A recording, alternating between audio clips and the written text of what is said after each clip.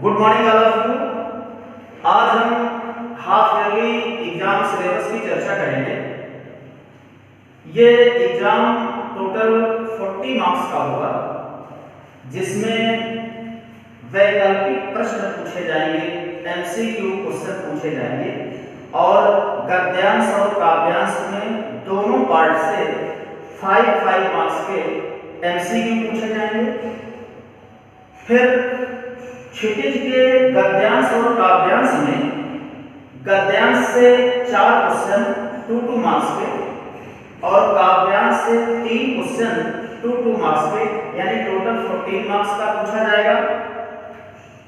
व्याकरण में वाच्य, वाक्य, रस और पद परिचय, ये चारों पार्ट 4 मार्क्स के पूछे जाएंगे और ये टोटल 16 का होगा।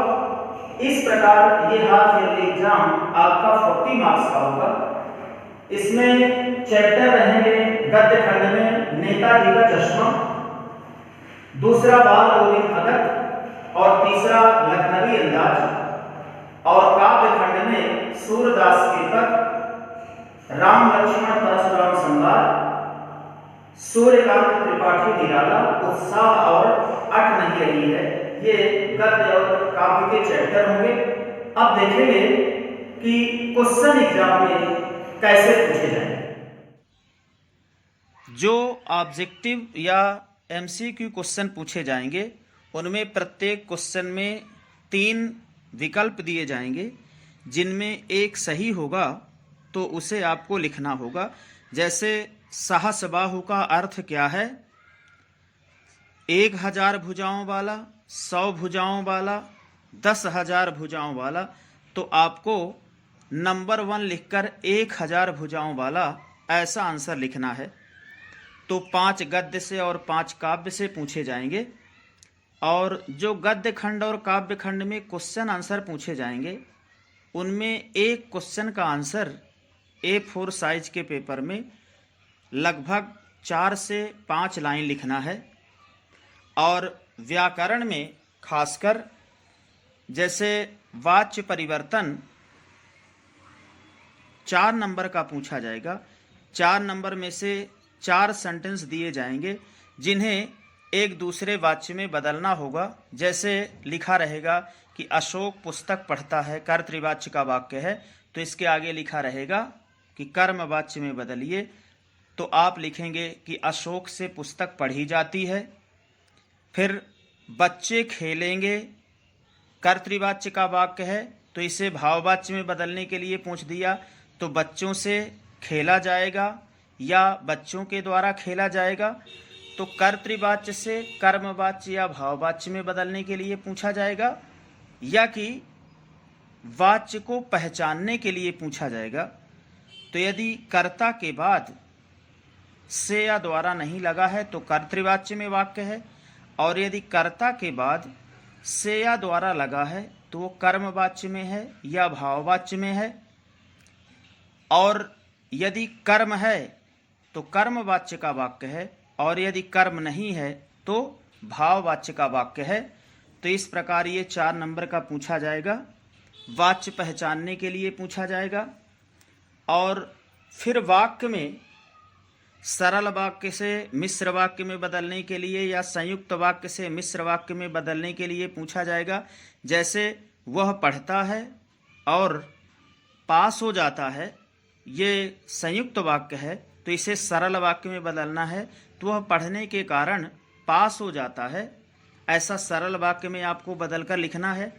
तो सरल वाक्य को मिश्र वाक्य में या संयुक्त वाक्य को सरल वाक्य में ऐसा बदलने के लिए पूछेगा। और कोई 1-2 नंबर का आपसे पूछ सकता है कि प्रधान वाक्य बताइए, आश्रित उपवाक्य बताइए। तो क्रिया विशेषण, विशेषण या संज्ञा आश्रित उपवाक्य का कौन सा प्रकार है, ऐसा भी आपसे पूछा जा सकता है। और जो पद परिचय है, तो पद परिचय में किसी एक में अंडरलाइन रहेगी। जैसे वह पुस्तक पढ़ता है, या मैं यह भाषा नहीं पढ़ सकूंगा, तो मैं यह भाषा नहीं पढ़ सकूंगा मैं में अंडरलाइन है तो नीचे मैं को लिखकर आपको उसका पद परिचय 3-4 शब्दों में देना होगा, जैसे हमने आपको पद परिचय में बताया था। तो ऐसा 4 सेंटेंस पूछे जाएंगे। 4 सेंटेंस में किसी एक शब्द पर अंडरलाइन रहेगी, जिसका 3 से 4 बिंदुओं में हमें पद परिचय देना होगा। तो ये भी 4 नंबर का पूछा जाएगा। और फिर देखेंगे रस में। तो रस में आपसे पूछा जा सकता है क्वेश्चन, कैसे जो पहले आपको बताए गए थे पहले पेज में जो परिभाषाएं लिखने के लिए था कि रस के कितने अवयव होते हैं, तो उनके नाम आपको लिखना है कि 4 अवयव होते हैं और उनके नाम लिखिए आप। विभाव, अनुभाव, संचारी भाव, स्थायी भाव। ऐसा भी पूछा जा सकता है। आपसे पूछा जा सकता है कि श्रृंगार रस का स्थायी भाव क्या है, तो आप लिखेंगे रतिया, प्रेम। आपसे पूछ सकता है कि वीर रस का स्थायी भाव क्या है, तो आप लिखेंगे उत्साह। फिर आपसे पूछा जा सकता है कि उत्साह किस रस का स्थायी भाव है, तब आपको लिखना होगा वीर। तो ऐसा करके 2 नंबर के ये पूछे जाएंगे।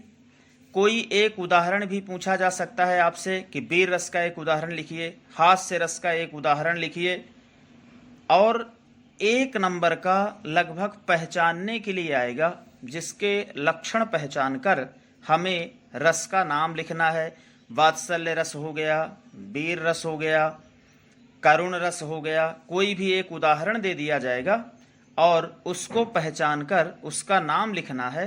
तो इस प्रकार रस जो है 4 नंबर का पूछा जाएगा। एक स्थायी भाव पूछा जाएगा। स्थायी भाव पूछ लिया गया तो उसका आपको रस बताना होगा। कोई एक उदाहरण पूछा जा सकता है, कोई परिभाषा पूछी जा सकती है एक लाइन की, और एक पहचानने के लिए कोई पूछा जा सकता है। इस प्रकार इसे आपको रफ कॉपी में लिख लेना है, फेयर कॉपी में नहीं लिखना है। और रिवीजन सीरीज की गद्य खंड की आगे हम चर्चा करेंगे।